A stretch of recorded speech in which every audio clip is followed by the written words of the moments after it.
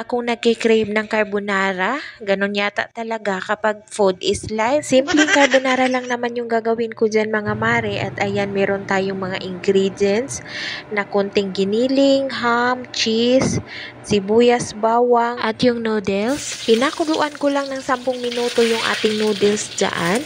At pagkatapos ng mapakuluan ko yung noodles, ayan, ginisa ko na yung bawang sibuyas. At nung magisa ko na, ay nilagay ko naman yung giniling. Haluin lang natin hanggang sa magisa natin yung ating giniling.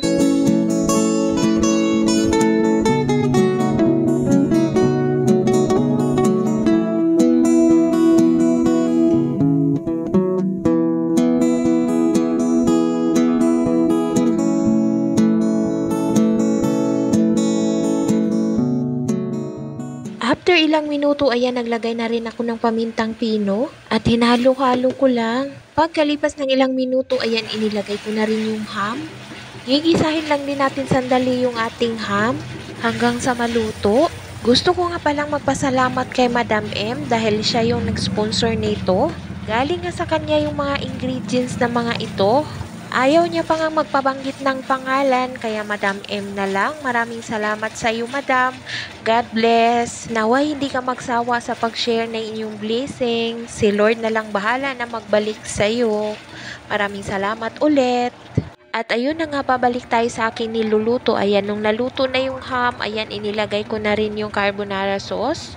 2 pack nga pala yung nilagay ko dyan.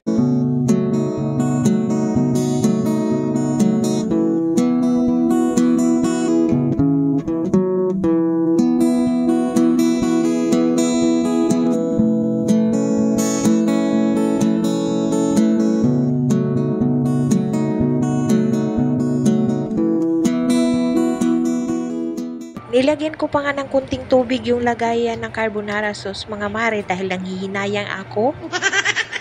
At nung mailagay ko na nga, ayan, halu-haluin lang natin para mag-mix lang yung lasa. At nung okay na yung ating sauce, ayan, naglagay naman ako ng konting cheese. Ginadgad ko na nga sa gadgaran ng cheese, kaso lang medyo malambot yung cheese. Dumidikit lang siya sa gadgaran. Kaya ang ending, hiniwa-hiwa ko na lang ng maliliit. Para-paraan lang ba? At nung mailagay ko na, ayan, hinalo-halo ko na para mag-combine yung lasa.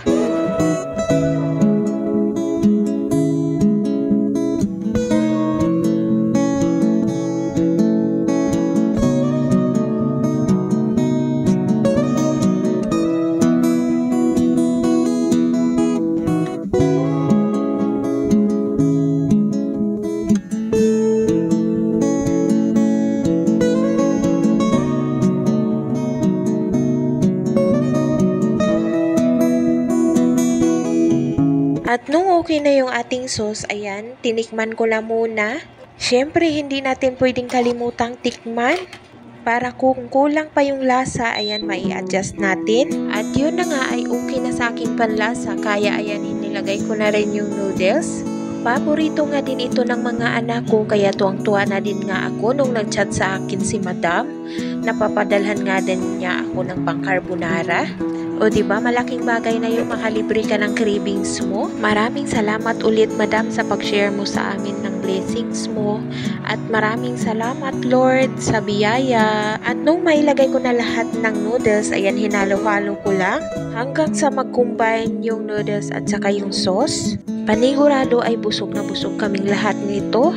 At sakto rin nga naman yung pagluto ko nito dahil pupunta yung anak ko sa school, mag-overnight sila, may babaunin siya. At ayun lang, maraming salamat. Sarap?